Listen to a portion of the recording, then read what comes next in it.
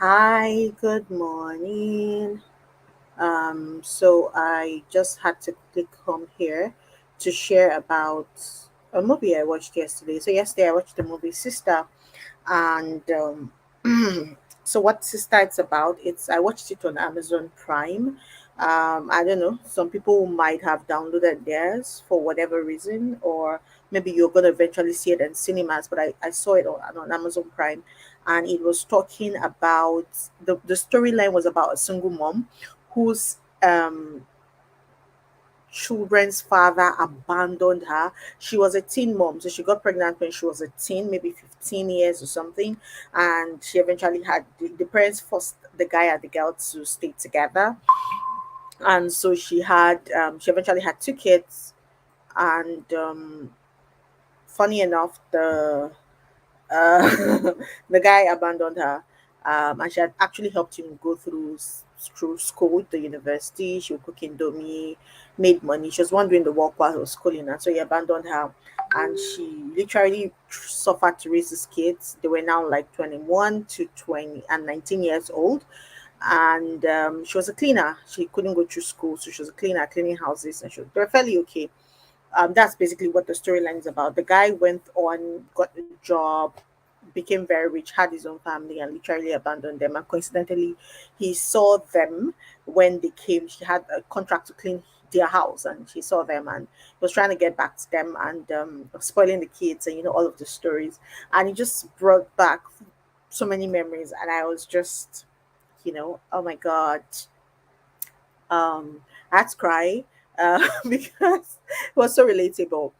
But I remembered an advice and I thought to share it here because the people that gave me the advice are literally not on YouTube, and so they might not share that advice with the world. But I think it's worth hearing. And I remember in 2017 when I was first separated and it wasn't making sense. And I was really hot and I was just waiting for the day my now ex-husband would come and say, "Oh, now I understand what I have done wrong and I'm sorry." But it seemed that it wasn't coming. And there was this porter. I used to live in Alexander Brown Hall, ABH Hall at UCH. I was a UI student. And so there was this porter, God bless her. And she was just talking to me and she's like, I should not make the mistake she made. I should move on. If the marriage doesn't work, it doesn't work. I didn't die, so I should move on. And she told me this story that when she was younger, she got married and they had this beautiful daughter. And so the daughter's father, who was her husband at that time, said he wanted to travel to the US to make life better for them, and that when he goes, he will come back for them. He'll make things sorted out, and he'll come back for them. But guess what? Uncle never came back. Mm-mm. He never came back. 10 years. She said it took 10 years before she heard from him again. And when she heard from them, they found out that he was already married and he had a family there. So at this point now, her daughter, who was about to get into the university, has been in secondary school. The father shows up into her life and is so interested in taking care of her. And he's saying he's going to file for her papers for her to, because the father is now a citizen, to come over. And the girl is so excited and he buys stuffs for her, takes her on holiday. And most times she goes to his family to stay. And she said she realized that she's alone. She's lonely. She had devoted her life to take care of this girl, to be this mother. The girl was the center of her world, and now she feels alone and she just feels alone and and she lost out quite a number of relationships. She doesn't even know if she could still remarry because she feels old, but she's alone and she doesn't even know where to start from. And she goes, "Excellence, don't make the mistake I made. Live your life. um these children are gonna go, it doesn't work, it doesn't work." And I'm like, okay, I've heard, but then it didn't just still make sense to me. Then there was this other one I actually had at that time as well, and she had said, and she had given an illustration, and it made me learn a lesson. So even if the father doesn't come back for the child or the children, the truth is, in the max, give them when they're 20 years old, they're going to be grown. They will have friends. They will have other friends beyond you. You will not be their best friend like that again. They will love you, but then children their age, they will have children their age as their friends. who they would care for, who they will have a boyfriend if they're a girl, they will have a girlfriend if they're a guy. And somehow those people invariably will become priority to them. They love you, and all of that, but then they just have those people. And if you have built your life around this child, if you have built your life around this children, and they begin to now move on, most people struggle. And that's why you see some guys that raised by single moms, some people call them mommy boys. They don't want to leave their moms because the mother will keep projecting an emotional blackmail to them. After all I did for you, after all I sacrificed, they don't want them to go. They still want to have some kind of control. They still want to cook for their sons. To them, it's their babies or their daughters. They are so overprotective. They just have this, oh, this is this is mine, and if you're not careful, they begin to feel threatened by their spouses and the new people they are relating with. And so the thing is, that woman cannot think of anything other than those children.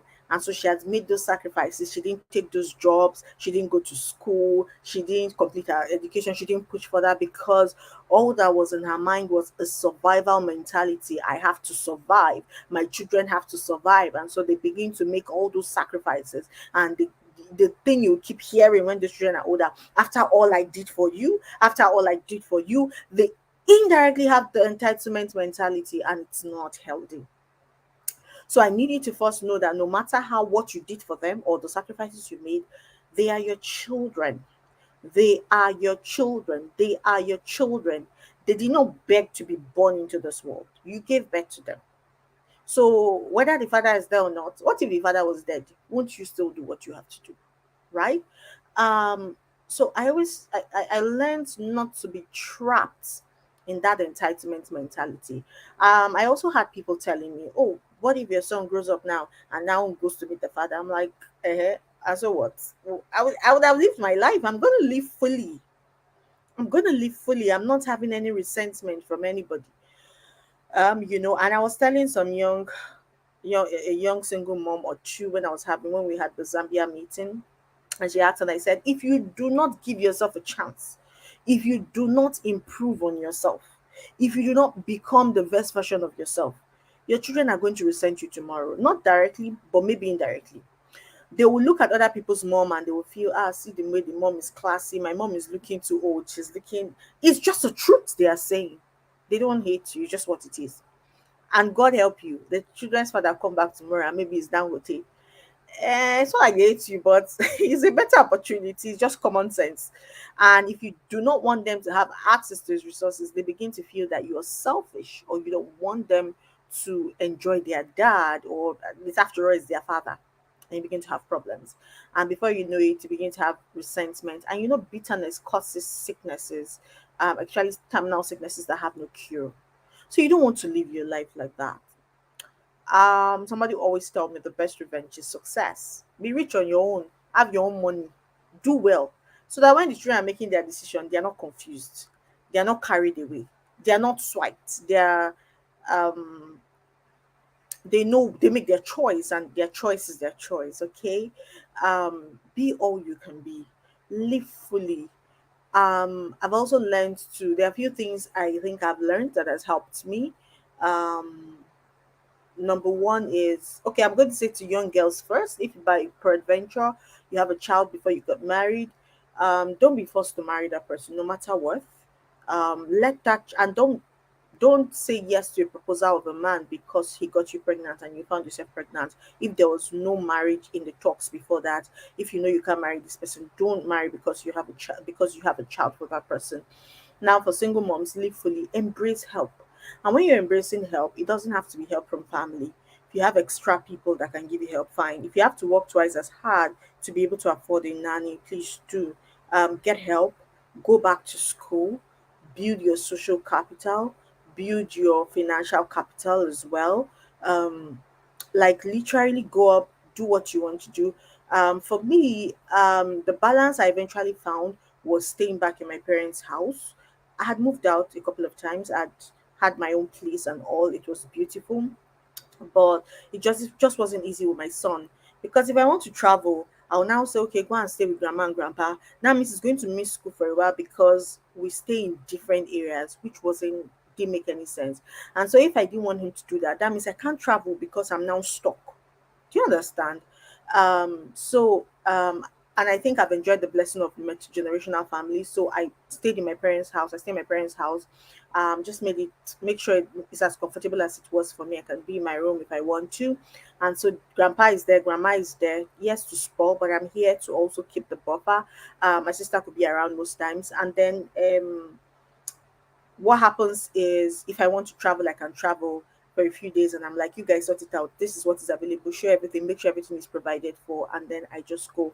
That I also stay there does not mean I don't contribute to the house. I contribute, I buy stuff, I also take care of everybody because even if I was in my house, I was going to do the same thing. I was going to pay the light bills, I was going to buy fuel, I was going to buy food. So I just do all of that and it has really helped me. So if you have help, get help. If you don't have the kind of family that I have, like I that I can come in and I'm just here. Some people do not have that, and I acknowledge that. If you have external help, if your kids can stay with your neighbors or your friend for a bit, please do. But even when I'm here, sometimes I just beg my friends that have amazing families whose values I love. I'm like, please, can my son come spend a few days with your kids? And they're like, oh sure. So I have him go there. He goes there and I can have a time for myself and I can relax. Before there was a certain time when even if he doesn't go there, I I will I'll just go pay for a place and go out of the house for maybe a week, just stay by myself because my energy and my superpower is recharged when I'm alone. I love to be alone from time to time. So even if I remarry, it's just if you want me to be the best version of myself, from time to time allow me to be by myself. And I also allow people to be by themselves. So please get help, get support. If you have to go for a program, go. Don't keep tracking your life. Oh, nobody take care of the kids, nobody to do this. Arrange your life around it, balance your life around it. If I have to go somewhere very early, because we stay in the outskirts, what I do is I prepare his food, I prepare everything, and I'm like, oh, can you help me dropping up his school? During there was a certain time when I was so busy and I knew I could not do drop offs because I have to be out early and later, and I couldn't keep begging to drop off. What I did was I paid for bus. Please, they'll just pick him up and then they bring him back. Okay. Um, this term I'm available, I go drop him off, I drive down, I drive back. However, the other alternative that I have done is I he does after school. So I have a lot of meetings, I have a lot of pre-recording to do. So he goes to school, he's closes school at about 3, but he stays till like 5 for after school. In their after school, they help them do the assignments, they teach them extra lessons, and then they play in the playground. And so by the time he comes back, he's exhausted, but he doesn't have any assignment to do. He doesn't have anything to do with school. He's well grounded. And I think another thing that helped me do it is because he's my only child. And so in this environment, he's the only child. And my family house is relatively secured. And so everybody's an adult and it's just us. We don't really go out. And so most times he gets bored. Mommy, I'm the only one. Mommy, I don't have anybody to play with, and all of that.